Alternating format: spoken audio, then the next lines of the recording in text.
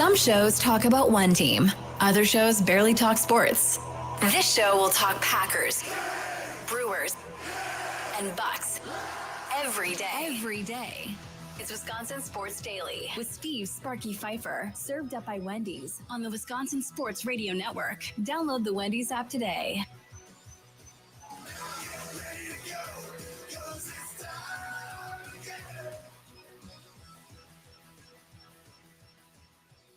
How are you doing? It is a Thursday. For some of you, you have 1 hour left in the day. For Tommy Wirtz, he still has a whole nother full show to go from 5 to 6 with Wisconsin Sports Wrap-Up here on the Wisconsin Sports Radio Network, broadcasting live from these beautiful studios, powered by the Potawatomi Sportsbook. Charlie, you the other side of the glass. You working your other job tonight, or are you off tonight? I am off tonight. Yeah. So I always like checking in on Charlie because he actually is a cook. Him and his girl make all kinds of great food. So what's on the agenda tonight? Chicken pot pie bake. She's going to be making it. It's like just the chicken pot pie filling. And then we're going to put some like cheddar bay biscuits on top and you just pop it in the oven. Excuse me? You best be sending that my way, son. I want the recipe because I want to try that. Yeah, we're chefs. What can I say? You all do some great stuff. I'm telling you, when I was his age, man, I was eating Stouffer's mac and cheese from Speedway. That's what I was getting every night. I don't know. I can't afford to do that, man. I'm a bigger guy. I gained weight a little easier than you probably did when you were younger. Yeah, man. but Stouffer's mac and cheese wasn't that much, but that would be my dinner. I need like 3 of those to make a dinner. Really? So, yeah. I was eating like 1 of them, and I was more than fine at that point. Coming up here in the 4 o'clock hour, we will get to talking about Brandon Woodruff, who has a qualifying offer out there from the Milwaukee Brewers that we need to talk about. And there's a projected number out there that people think Brandon Woodruff will get on the open market. So we'll get into that coming up at 4:20. Plus things that we missed on today's show, brought to you by the Milwaukee Admirals, all coming up. It's time for your green and gold update on Wisconsin Sports Daily, powered by the Potawatomi Sportsbook on the Wisconsin Sports Radio Network with Steve Sparky Fifer. All right. So, we got to bring on our guy, NFL film analyst, joining us on the guest hotline powered by Gruber Law, Theo Ash, part of the Stay Hot Pod. Follow him on Twitter at Theo Ash NFL. You can see him right now as we stream live on X and on YouTube at WI Sports Radio. You can find us on Facebook and Instagram as well. Theo, thanks for coming on, man. I appreciate it. Thanks for having me, Sparky. Okay, anybody that follows you knows that you are really in on the breaking down the NFL film and so forth. And I was going through and looking at some of your Packers stuff that you have at this point. One of the talking points, Theo, has been about this offensive line and maybe lack of steady play from the offensive line to this point of the season. Your thoughts on what you've seen from the offensive line and anything that stands out to you?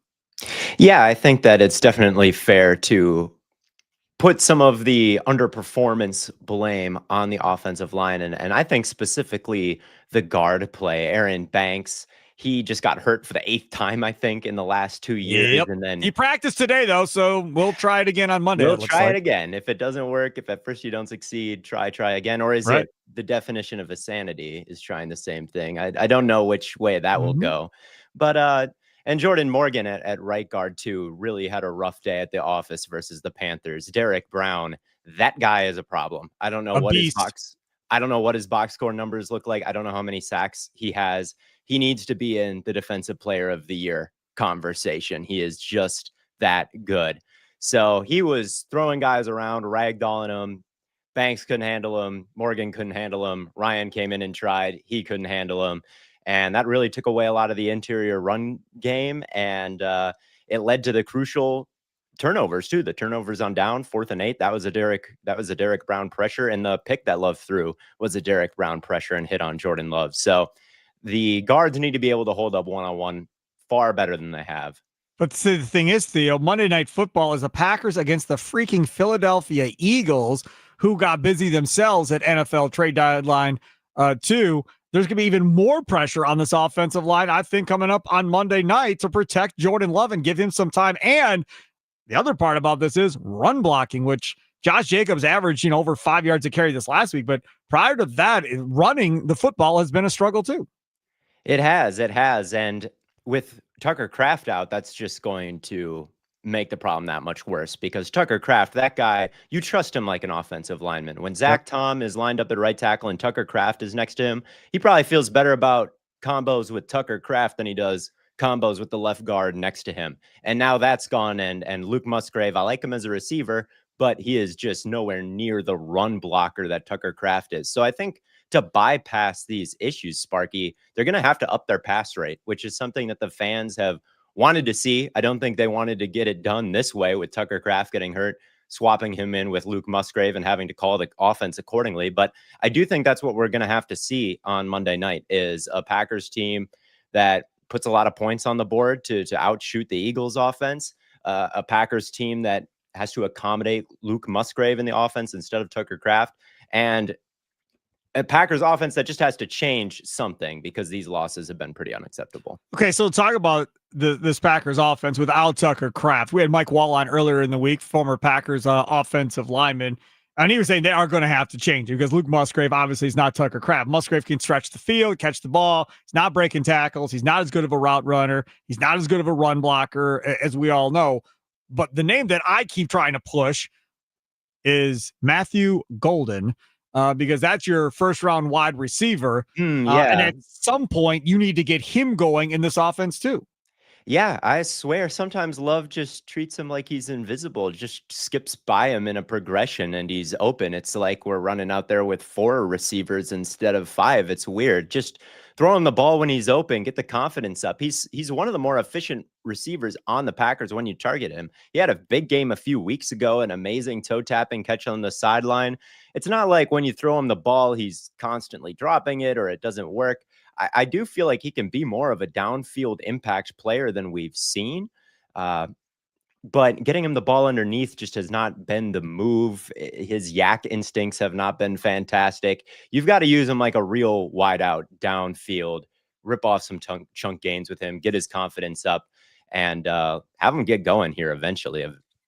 I think part of this that I question, and you tell me that whether or not I'm wrong on this, but you've seen them use Romeo Doubs on a quick slant, 3-5 yard hitter to catch him quickly. Why not do that same thing with Matthew Golden off the line of scrimmage? I mean, he has far more ability to run away from a defense than Romeo Doubs does at this point. I don't know. I truly don't. And on that 4th and 8, like, you look at some of the people who are on the field there, it's Savion Williams, it's Malik Heath. Like, I don't even think it's just a weird personnel grouping sometimes. And Savion too. He's gotten more looks than Matthew Golden recently. It feels like, why he was a 3rd round pick. Matthew Golden was the 1st round pick. If you like Savion more, why didn't you pick him first then? Right. I don't know. I totally am with you that Matthew Golden has to get more opportunities downfield, and they're going to have to throw the ball to beat the Eagles, and Golden has to be a part of that if he's even healthy. That's the correct. Exactly right. Theo Ash, NFL film analyst, Stay Hot Pod. Follow him on Twitter at Theo Ash NFL. He is a media or a social media superstar. And would that be fair to say, Charlie? Yeah, I think so. Social He's media big on everything. superstar. TikTok Yes, is for sure. awesome. Yeah, social media superstar Theo Ash. I want to get your thoughts on the Packers defense. Obviously, when they add Micah Parsons, everybody gets super excited. Okay, that's going to be the pass rush. This will free up Rashawn Gary to do more things and be more consistent. And already, we're halfway through the season. He's on pace to get 14, 15 sacks this year. But the question was, you don't bring back TJ Sladen. Devontae Wyatt looked great at the beginning of the year, gets hurt. And then you're having to play with the likes of, Brooks and Wooden and these guys. How have you felt this defensive line has played, in your opinion, to this point of the season?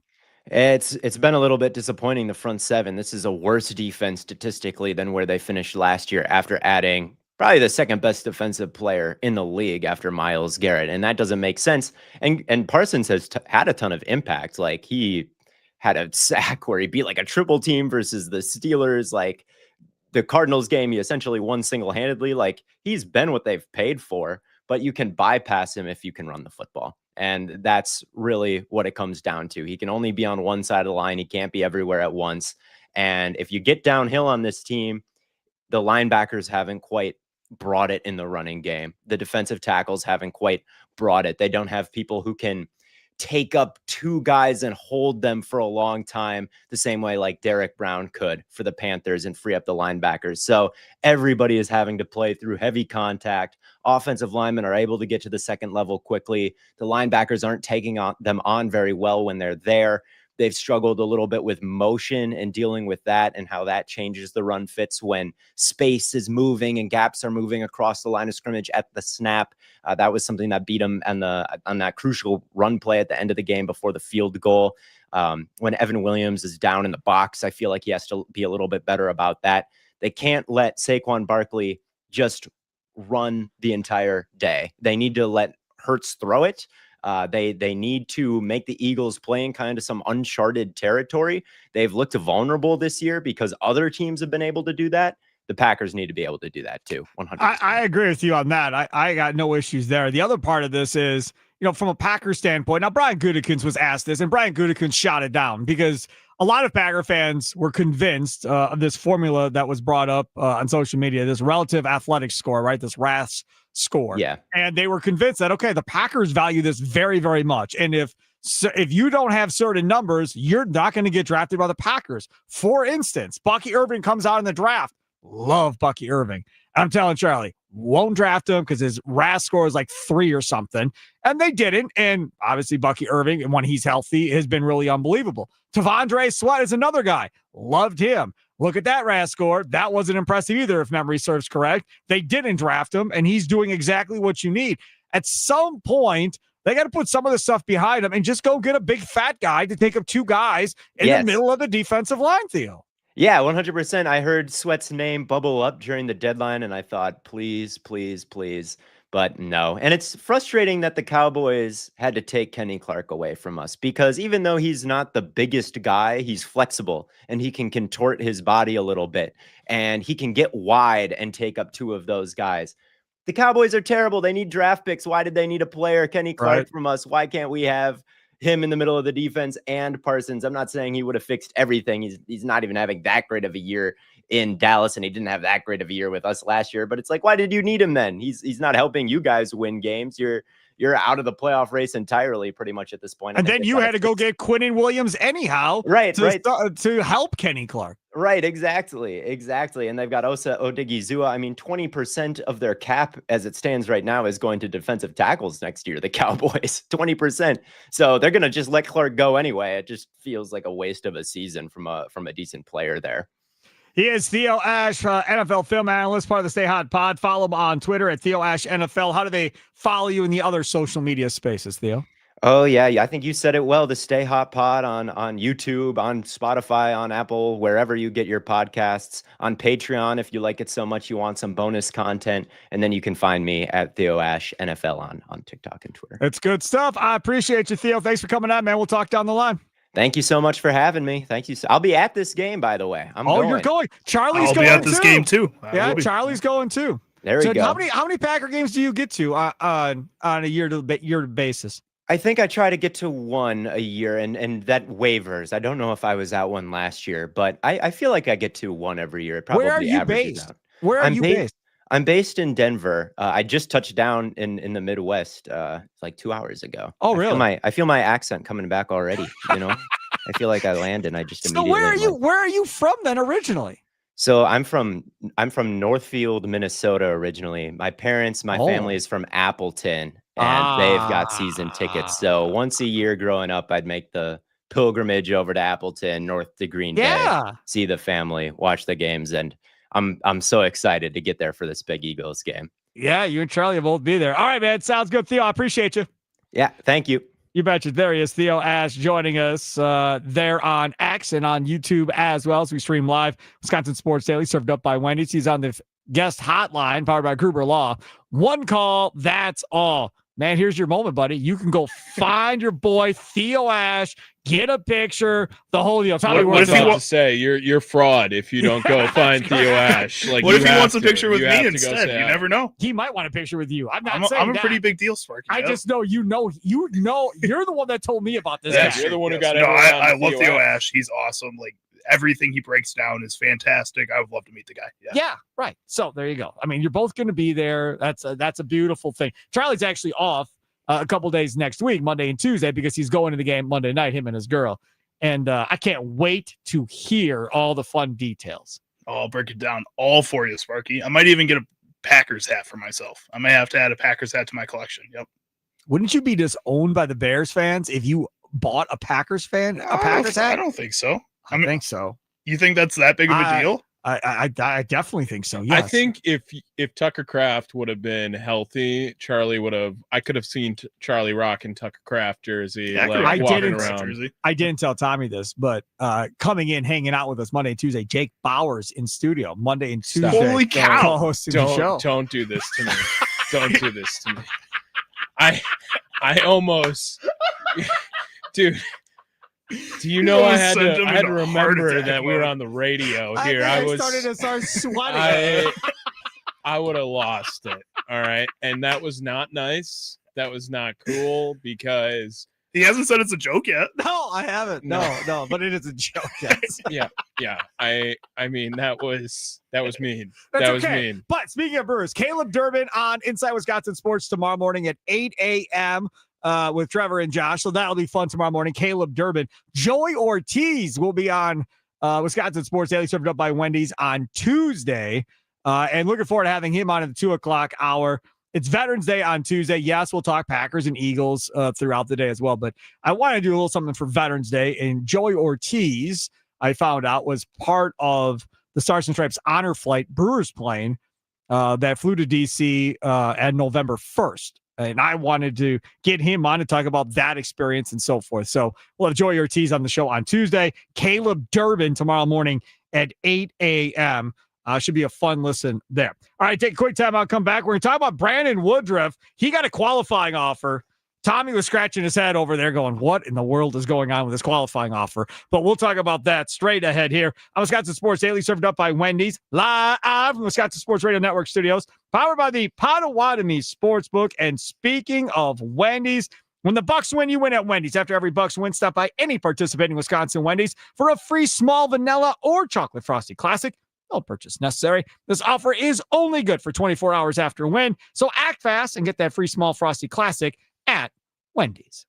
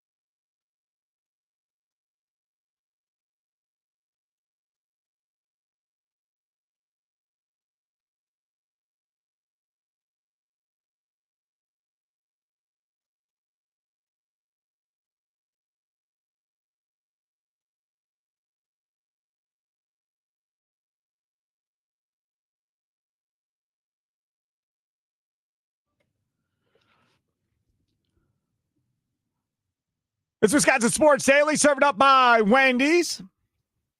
Sparky here, Charlie Hughes on the other side of the glass. Sports Talk on the Wisconsin Sports Radio Network, presented by Paramount Plus, streaming November 16th on Paramount Plus. It's the return of Landman. From Taylor Sheridan, co-creator of Yellowstone, Academy Award winner Billy Bob Thornton is back, featuring Academy Award nominees Demi Moore, Andy Garcia, and Sam Elliott. Landman, new season streaming November 16th, only on Paramount Plus. So make sure to check that out. Brandon Woodruff is the topic du jour, and there's some news here on Brandon Woodruff very recently, as in like the last, 20 minutes or so, some news on Brandon Woodruff. So let's just rewind to earlier in the week. So Brandon Woodruff and the Brewers had a mutual option for $20 million. Brandon Woodruff declined his part of the mutual option, said, nah, I'm good. Now, let's just think about this for a second. So if you say no to $20 million, that means your agent thinks on the open market you're going to make more than $20 million. That's how I view it, okay? Brandon Woodruff gets a $10 million check given to him as the agreed-upon buyout if either side decided that they weren't going to pick up the mutual option between the Brewers and Woodruff. So he's got $10 million sitting there nice and pretty, and we don't even have a contract for Brandon Woodruff's next team for next year yet. Now here come the Brewers today. The Brewers today extend the qualifying offer to Brandon Woodruff at 1 year, $22 million for Brandon Woodruff. So Woodruff's already got $10 million that the Brewers had to pay him for turning down the mutual option. That's 10. Now, if Woodruff signs this deal, he essentially is going to pocket $32 million of Mark Attanasio's money to come back and play next year, Charlie. That's pretty crazy. That's pretty slick. That is. That's a smart play. Slick. I think the only reason... And it's not a long-term deal. So if you go out and you play well, boom, shakalaka, you can sign a huge deal somewhere else after this year. Right, but I also feel like for 32 mil? It's slick, but if we're able to identify it right away, you think Mark Attanasio hasn't been able to identify it at this point? So hold on now. So the Milwaukee Journal-Sentinel has a piece on this, Kurt Hope. Now, when I heard from Tommy Wirtz, who's been sitting over here, he says, hey, Brewers extended Woodruff 1 year, $22 million qualifying offer. And I said, well, that's because they want a draft pick when they lose him. That was my initial reaction. Makes sense. Yeah. Was, okay, if the Cubs or whoever signs him to a long-term deal, now the Brewers get a draft pick compensation. That's why you extend the qualifying offer, knowing he ain't going to take it, but it allows you to get a draft pick back. Then I saw the Kurt Hogue piece. Brewers president of baseball operations, Matt Arnold, said, quote, we love Woody. I think this is for us a sort of a step one in the process. We'd love to have him here, and he's a huge part of our franchise. And it's just sort of step one in that process if we're able to keep him here. We knew today was a date that we had to cross, and we love Woody, and we'd be thrilled to have him back. He means a lot to our franchise. That doesn't mean anything to me. Doesn't mean anything? What that says to me is Matt Arnold is sitting here and saying this is step one, but we're prepared for it to be the only step as well. Well, sure, from that standpoint, but if they knew he wasn't taking it and all of that, why even comment? Just be like, Kurt, I'm not talking about that. Like, because people are going to ask questions. It's a procedural thing. We're doing it, whatever. Because you know he's not going to come out and say that. I don't want to be on the record with this, Kurt. Because if Brandon Woodruff does take it, now he at least feels like the clubhouse is behind him, though. Ownership is behind him a little bit in taking that. If Matt Arnold comes out and says this is just because we have to, and Brandon Woodruff still has to take that because nobody else is going to offer him that on the open market, which I think teams are going to offer him at least that on the open market. At least $22 million a year? I think so. Yeah, I think there's going to be some of these teams that are willing to spend some money. Teams like the Blue Jays, teams like the Yankees that are going to want to make money. I would give them $15 million a year for 1 year, and you're saying somebody's going to pay him more than $22 million a year? He didn't make it through this year healthy either. But when he ended up being out that last string. When he pitched this season, he looked like a Cy Young candidate. But he did not pitch like that all season long necessarily. Coming off a horrible injury, didn't know how he was going to look. I agree with you. He looked good, no question. But then he gets hurt again. Man, $22 million a year. You know what I think. You would never pay a pitcher that much, yeah. No. What I think is, hey, Mark, if this is true, and your guy, Matt Arnold, said it, He says no, he's boogieing, he's out. You going to spend that $22 million a year somewhere else on this roster? You better. Or is that money just going to disappear and all of a sudden we're not going to spend it? Because Reese Hoskins, that's 20, gone.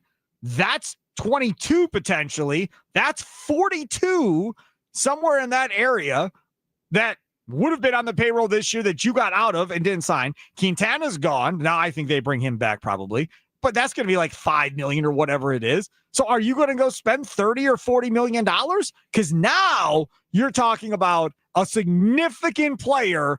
If you start talking about investing, $25 or $30 million a year into somebody, whether that's a pitcher, whether that's a hitter, whether you trade for a player that's making that much money, that's a significant upgrade to that roster if you really are going to play this game. Well, and there's significant players that are going to be available, whether it's in free agency, whether it's through trade. Not at third, though. Not at third base, Or but shortstop. you can rotate. Well, Bo Bichette's out there. He's a name that's going to be a free agent that's projected right now at like $18 million per year on a contract. His dad played here. And he plays shortstop. I'm sure you could probably move him over to the corner if you needed to. He's a guy that I think fits in well with what the Brewers do and could kind of fit into that organization pretty well. That's an option there. Again, there's going to be guys for trade. We talked about Zach Neto of the Los Angeles Angels. Yeah, I like a younger player that has that power bat that can play in that middle infield position. There's going to be options that I think this Brewers team should be able to look at. But to your point, I think that Mark Adanasso, he's going to offer $22 million to Brandon Woodruff, kind of with this viewpoint of Woodruff's not going to take it. He's going to want to test the market. He's going to want to see what's going to be out there. I think there are going to be teams that will offer him at least that much money. And he's going to say, well, shucks, we made an offer to somebody. Darn it. That's it. That's over. And fans are just going to have to be okay with it. So according to the Athletics, Tim Britton, Bo Bichette is projected at a contract of 8 years at $212 million. Quote for Bichette, Willy Adames' 7-year, $182 million with the Giants last winter is particularly helpful. While Adames' overall production strips Bichette's, the latter has been a better offensive player, and offense gets paid more than defense. Bichette is also a year younger, which could mitigate some of his injury concerns.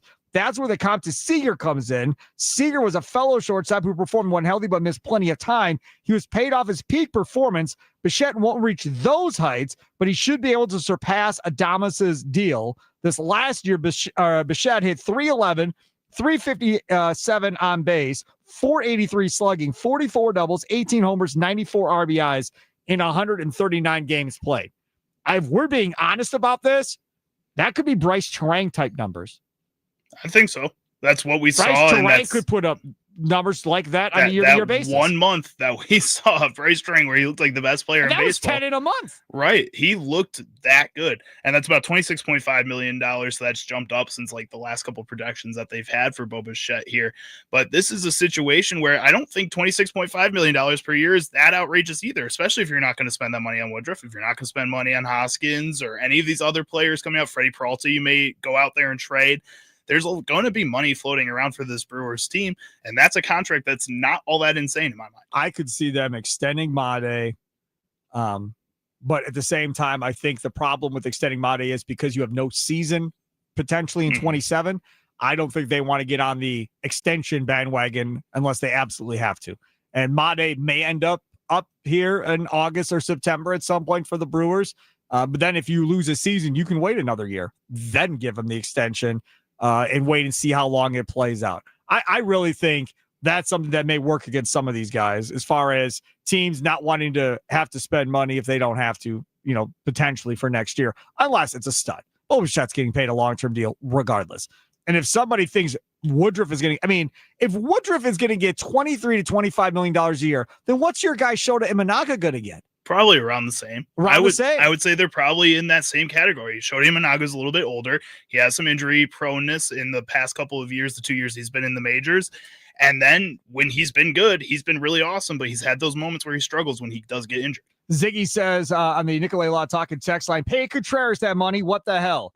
It's not happening. I'm with you, Ziggy. I've been saying it for the past season and a half, man. Jefferson Cuero is going to be the catcher. And we had on J.R. Ratcliffe yesterday, and Ratcliffe talked about how he's tearing up the Venezuelan Winter League right now.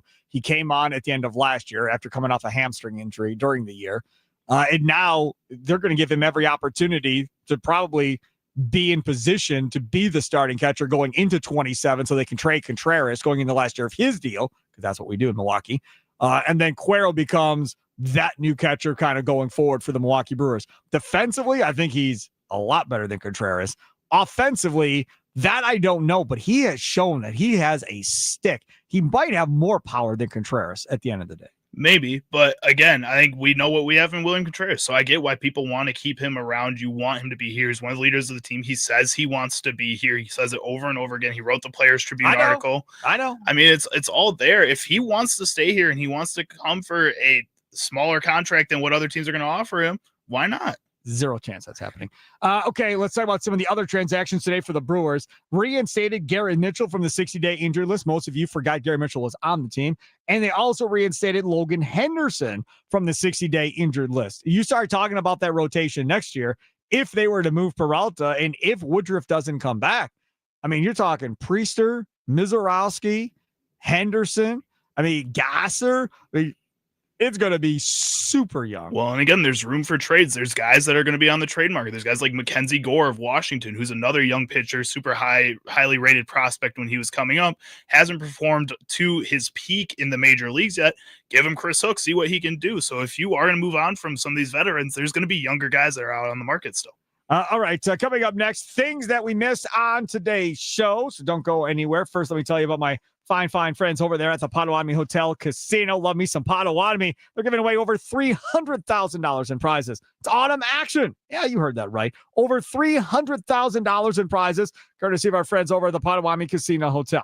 Autumn action runs now through November 20th, and you can earn entries playing with your rewards card. Prize drawings happen on Thursdays between 5 and 8 p.m. If you win, you get to pick your prize from the prize board. All leftover prizes go into a rollover jackpot drawing. For more info, go online at Potawatomi.com. Must be 21 years of age or older and a reward member to play. Wisconsin Sports Daily, served up by Wendy's, live from the Wisconsin Sports Radio Network studios, powered by the Potawatomi Sportsbook. Sparky here.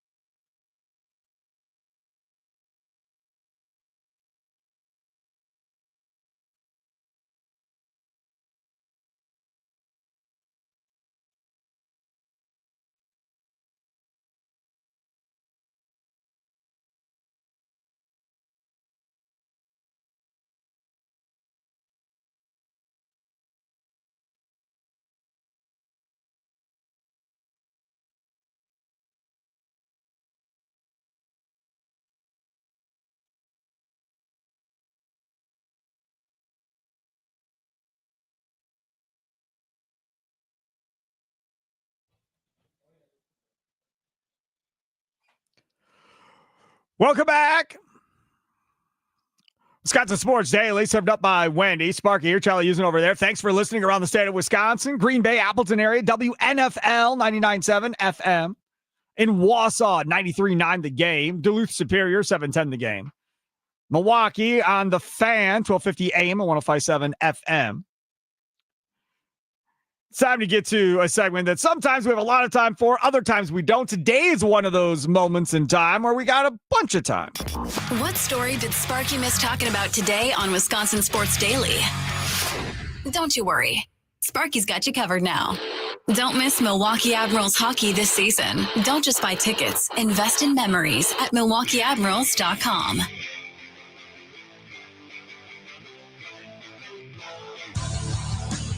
All right, let's get to it. I saw a story early this morning that I was really, really excited about, and I was reading on it. And it's on the Boomer and Geo show on the Fan in New York, Boomer Esiason. And they had Rick Pitino on, the head coach at St. John's. And Rick Pitino got into a lot of different conversations about how a lot of different things work currently. One of the things he got into was talking about the NIL process at schools like St. John's, right? They're not Kentucky. They're not Alabama. It's St. John's. Check this out. Our practices are great, no different than Kentucky, Louisville, Providence. We get after it. And the pay is look, I believe it. Obviously, Boomer, you played at Maryland. You didn't get paid. I think it's a really good thing for St. John's. Yeah. It may not be good for some of the other schools like mid-majors. If I was still at Iona, it would hurt because Walter Clayton wouldn't be at Iona and Danish Jenkins wouldn't be at Iona and Nellie Joseph Jr. They would go elsewhere for the compensation. So it hurts mid-major basketball, but it also keeps the players around longer in college basketball. Yeah. So let me ask you this, compared to Maryland, because I know this is probably one of the reasons why Scott Willard left. You know, we have a Big Ten football program that and you have no money that you have to share with the players, or you can share with the players up to like 22 million or 21 million, whatever it is. The football team gets like 16 million of that, and Scott Willard would only get about Kevin Willard would get like 3.5, 4 million of that. St. John's doesn't have to deal with that. You basically, these smaller schools without the big football programs, is that an advantage for you? It isn't and isn't. So what happens at Maryland is the school will give them 3 or 4 million, but then they'll go raise privately another 5 or 6 million. So it's all basically the same. Kentucky spent, they say, $20 to $22 million. Well, Kentucky, I would also say, is a basketball school first. Yeah, but let's take Alabama. Alabama probably spent 14 or 16. So they raise it privately after what the school gives. Now, St. John's, they're like a bank for us. St. John's will loan us the money to pay the players, and then we have to go out. I'm out 2 or 3 nights a week trying to fundraise. Now, we do have Mike Rapoli, who gives us about 40. I like to stop right here. How many nights a week is Luke Fickell out doing that? Doug Gottlieb, head coach at Green Bay, he was just on yesterday, and he was talking about every night he's out doing things. Last night, I think he said he was having dinner or drinks with 2 different donors last night. Every day, that dude's out hustling with donors, trying to figure out how to make ends meet and try and get this thing done. Rick freaking Pitino, that is a Hall of Famer. That is one of the best college basketball coaches in our lifetime, has to go out and hustle and do this crap in order to help St. John's stay competitive. How often is Luke Fickell out doing that stuff? How often is he out around the state doing that type of stuff? I don't know the answer, but that's something that I'm intrigued by. The idea of Rick Pitino saying, hey, look, St. John's gives me the money, but guess what? Then we got to go hustle. Our program has to go hustle and figure out how to give them the money back. Wisconsin has already came out and said today, in case you missed it, that Luke Fickell is back next year, and that is done. The chancellor is saying they're going to give him a whole bunch more money. They're going to increase staffing because it's already been increased. How big? And they already had a gigantic increase when they brought Fickell in. Now they're going to make it even bigger than it already is. This way already hasn't worked. Either way. So we're going to give them all this much more money. Cool. Pitino saying we got to fundraise our tail end off to pay the money back to the university. I go back to what I've been saying before, and I'll continue to say this. I don't know what their plan is at Madison. I don't know what they got going. If it was me, I'd find the top top person in charge of campaigning for Republican Party, top one for the Democratic Party. Bring them both in, pay them whatever you have to pay them, and send them both out. And that's their full-time job, is to raise money for the university and the sports programs. That's it. That's all. But the main part of it is Luke Fickell has to buy in to being accessible all the freaking time in order to get this done. I think part of the reason Rick Pitino is so willing to do this right now at this point in his career is because he's probably had to do this before, even without sure, NIL. Iona, he had to do it. At Iona, you have to. I think at Louisville, he probably had to do that, fight for the basketball team's rights over the football team in some situations, especially when he was bringing them up to kind of the peak of what they could be. Luke Fickell, I don't think has ever had to do this. I think at Cincinnati, he had to do it at Cincinnati. At Cincinnati, I don't know, because I think they had a pretty high pedigree for that football team over any other sport at that university during that time, even when he was brought in at the head coach. You still had players that were coming out and being successful in the NFL, like the Kelsey brothers at Cincinnati. These are all huge. I think Fickell is doing this for the first time where it's not football the main cause at the school, and he needs to fight for it. Yeah, this is more Rick Pitino again from Boomer and Gio earlier this morning on The Fan in New York. This is him. This is another interesting perspective, right? Because for us old people that remember, man, when you used to screw up something in practice or whatever else, coach would just yell at you in front of everybody. He did not care. Can't apparently do that anymore, says Pitino. Every story that I've heard from players at Kentucky or Louisville always is exaggerated, I believe, in the way they were treated. I don't coach the players today the same way I did at Louisville or Kentucky because they're different.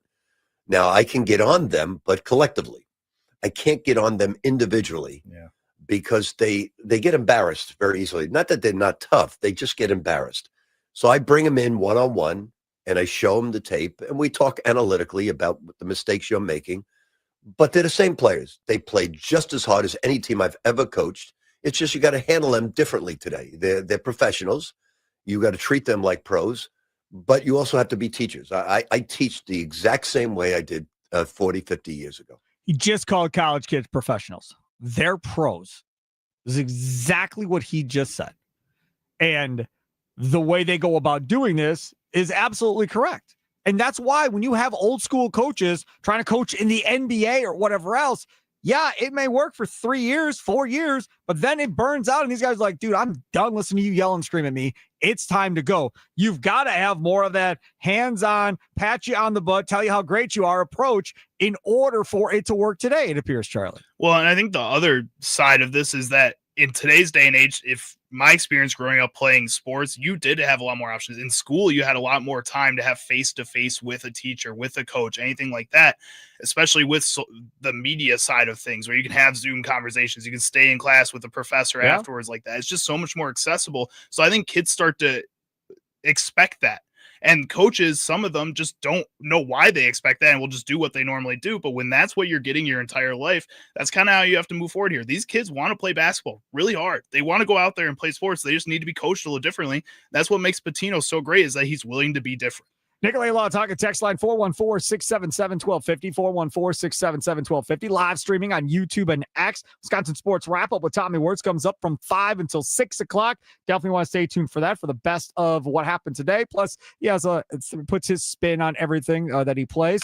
Al in Cedarburg, you're next on Wisconsin Sports Daily, served up by Wendy's. What's up? How's it going, Sparky? Good. All right. So real quick about college and just the whole landscape. First and foremost, I think Fickell's a moron, and he's going to be left in the dust and very quickly here with how fast the landscape of college athletics has changed. And I think one thing that you guys, or if I missed it, I apologize, but didn't touch on was you're seeing schools tap into beloved alumni who played for these organizations. You look at what Andrew Luck is doing at Stanford. I'm a University of Minnesota grad, and one of the things that they tried to do, they won't come out and say it, but I'll just drop this nugget. They wanted Ryan Saunders to come in and kind of work that general manager role. You look what Woj did for St. Bonaventure's. It's changed completely where these are set up more like front offices. But the one thing that hasn't changed, you need to leverage that donor relationship and those boosters. And I look back and laugh, and Sparky, you'll appreciate this. Charlie, I'm not sure if you saw this movie, but being a sports buff, you probably did. Look back at how Blue Chips, when it was made. Yeah. And everybody laughed and was like, this is obnoxious. It's corny. No, man. I mean, that really was kind of like how it was going on. And more importantly, that's how you needed to kind of play nice and, sip your tea with the boosters and rub elbows. So, yep. No, yeah, I think that's good stuff. And again, we go back to that GM role. The Badgers GM was in the top 20 paid in college football this year. The Badgers GM is making like $325,000. And that's Marcus Sedbury, who is the Badgers GM. And I know everyone's like, who? But I mean, that's what it is. Now, the debate then becomes, should that be a more famous person that knows how to interact better with donors? Like JJ Watt calls you, I'm the GM of the Wisconsin Badgers. I'd like to come and talk with you. Are they writing a bigger check to him than say Sedbury? I mean, odds are probably yes, but does JJ Watt want to devote all that time and move back here and all that? No, probably not happening. Thanks for the call. Just like he brings up Ryan Saunders. That's Flip Saunders, who passed away years ago. That's Flip's son, who he was with the T-Wolves for the longest time.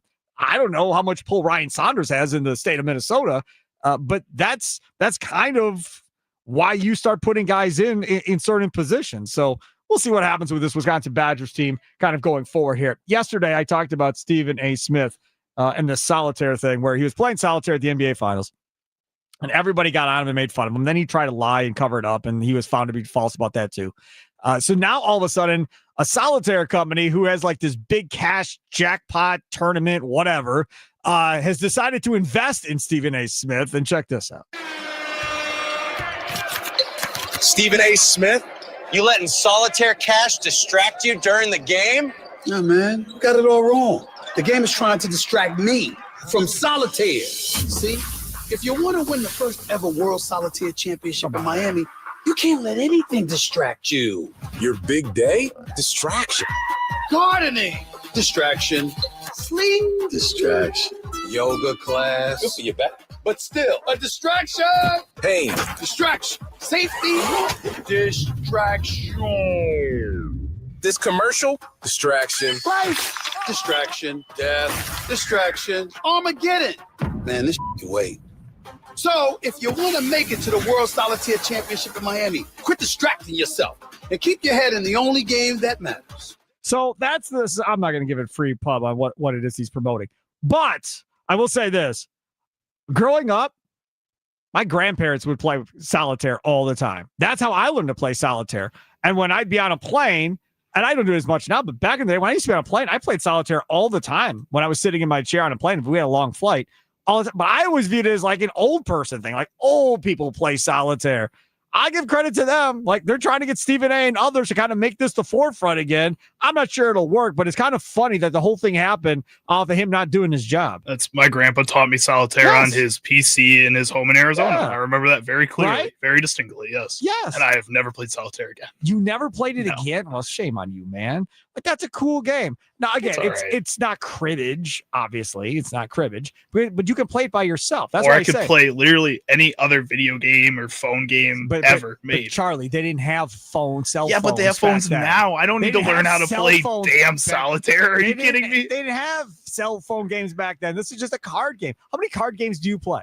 None. Poker sometimes, maybe with my friends occasionally. So maybe poker, and that's about it. Yeah, card games are fun, man. But unfortunately, a lot of people don't play them anymore. And that'll do it for Wisconsin Sports Daily, served up by Wendy's, live from the Wisconsin Sports Radio Network studios, powered by the Potawatomi Sportsbook. Coming up tomorrow morning, don't forget, 8 a.m., Brewers third baseman Caleb Durbin will join Inside Wisconsin Sports with Trevor and Josh. Tune in for that. Coming up next, it's Wisconsin Sports Wrap-Up with the one, the only, the big old hunk of love, Tommy Wirtz, straight ahead here on the Wisconsin Sports Radio Network. Have a good night, y'all. Toodles.